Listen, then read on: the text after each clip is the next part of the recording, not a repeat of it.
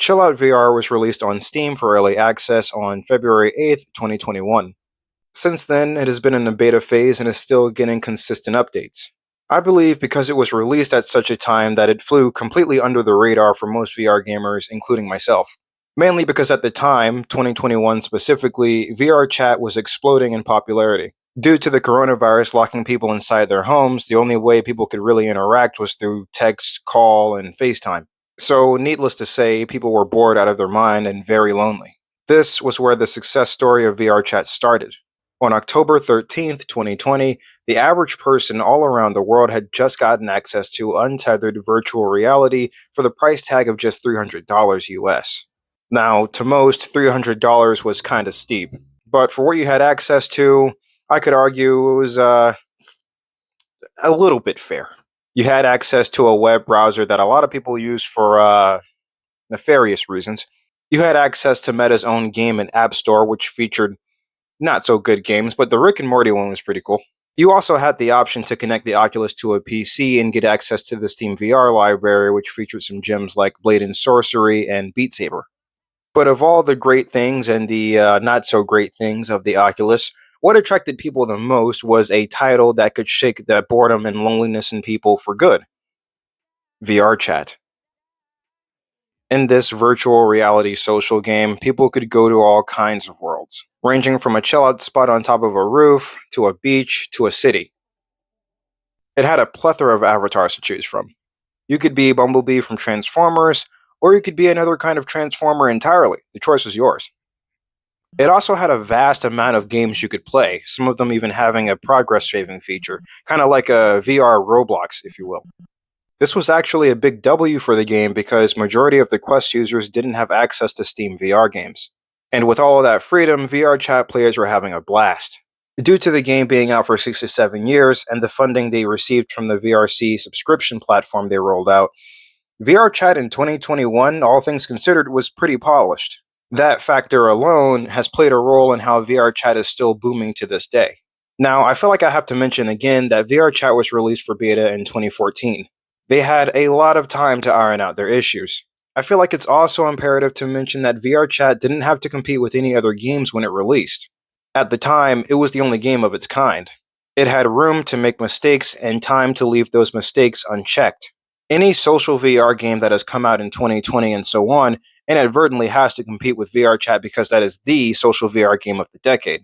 That's the sole reason why other VR games in this genre don't typically take off. But I wouldn't be making this video if I didn't realize that Chillout VR has potential. Chillout VR is pretty much the same game but with a different layout and different features. My expectations weren't so high when my friend suggested we play this, probably why I'm a little bit impressed. But the difference between the two is undeniable. I actually enjoyed playing this game even though there aren't many people who are playing it. Now, to some, that can be a complete deal breaker, I get it. Why hop on a social game if you really can't be social?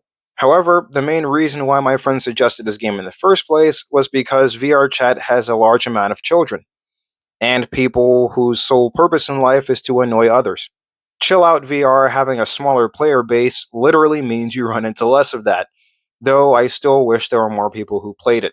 Because this game comes with some pretty unique features I haven't seen in any other VR social game. The first, most notable one being its prop feature. It allows you to spawn in anything you could think of: a pizza, a tub, a Glock, other things. And the best part is that there is no limit. You can spawn in as much as your PC can handle. Also, its full body support is actually a step above VRChat's.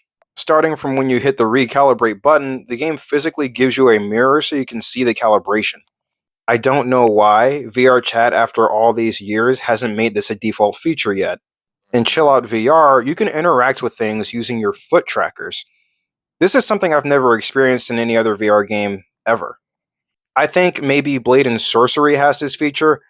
I'm not too sure, I don't play that game, but for a social VR game, that's pretty revolutionary.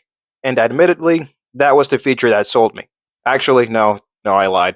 Another feature I can't get enough of is the search feature. Oh, that's not supposed to be in there. You not only can search for props, players, and worlds like the usual, but you can also search for avatars as well. No need to leave the party for a dedicated avatar world when you can find and switch your avatar from the comfort of where you virtually stand. And speaking of where you virtually stand, there is a flight feature I immediately compared to Minecraft Creative Mode. I did It's not know super that. easy to use, and it also has collision removal, which lets you go out of the map, because why the fuck not? Seriously, this game has potential. And I've only listed what I discovered in the few hours of me playing the game. I'm pretty sure it has even more to offer, and oh, by the way, there is full mod support.